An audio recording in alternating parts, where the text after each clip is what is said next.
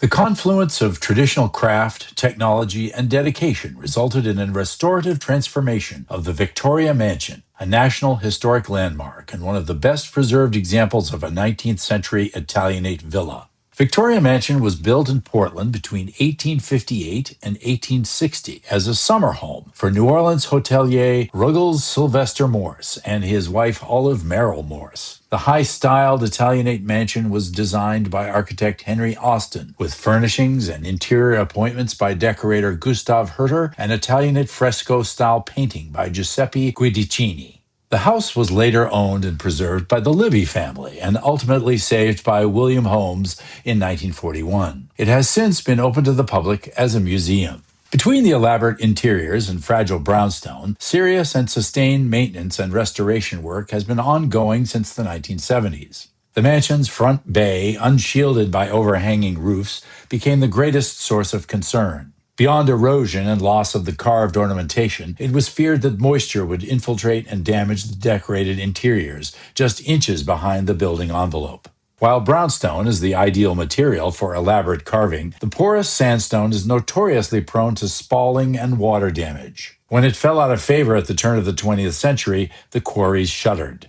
Restoration of Victoria Mansion's front bay was only possible thanks to the discovery of a rare cache of Portland brownstone from Connecticut, a material that is no longer quarried and rarely available on the market. The museum jumped at the opportunity. Renowned conservator Ivan Meijer of Building and Monument Conservation was brought in to oversee what would likely be the last large-scale restoration campaign at Victoria Mansion. Perfectly matching brownstone was cut and carved by granite importers in Barre, Vermont. The project team went to great lengths to ensure that the details of the restored bay were as faithful as possible to the original features, drawing on physical and photographic evidence. The latest technologies in 3D drafting and modeling from the team at Vertical Access helped guide the hand carving by Sylvain Metavier. The finished stone was shipped to Portland and carefully hoisted and positioned by Massachusetts-based Stone and Lime Historic Restoration Services. The project also afforded the opportunity to replace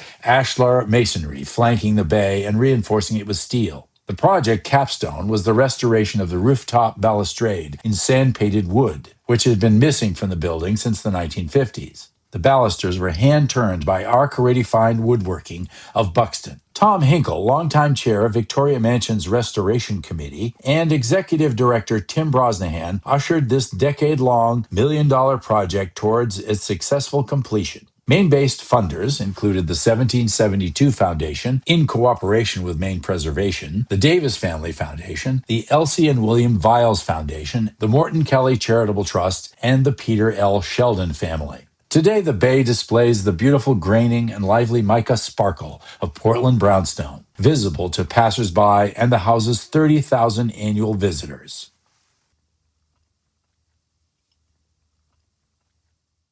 Hi, I'm Tim Brosnahan, Executive Director at Victoria Mansion. On behalf of everyone at the Mansion, I want to say how thrilled we are to receive a Maine Preservation Honor Award for our project to restore the building's front brownstone bay. To pull off this complex exterior project while preserving the precious interiors that you see behind me, we had to assemble an excellent team. I'd like to thank Ivan Meijer of Building and Monument Conservation for helping us source matching Portland, Connecticut brownstone and for guiding us in working with this beautiful but finicky material. I would also like to thank Stone and Lime for their expert project administration and masonry skills, Bob Shore of Skylight Studios and Mike Fritz of Vertical Access for helping with modeling lost ornament, and structural engineer John Watney and his team at Structures North for helping us bring the building safely through. I'd also like to thank our friends in Barre, Vermont, including the team at Granite Importers for their skill in reading, cutting, and shaping stone, and Sylvain Metivier, who tackled the detail carving. I'd also like to thank Bob and Sebastian Caridi for helping protect windows and woodwork and for capping the bay with a beautiful new series of rooftop balustrades. Finally, I'd like to thank Tom Hinkle, who chaired Victoria Mansion's Restoration Committee for a decade and helped bring this project to fruition. It took a village to pull this off, and I'm honored to accept this award on behalf of everyone who helped along the way.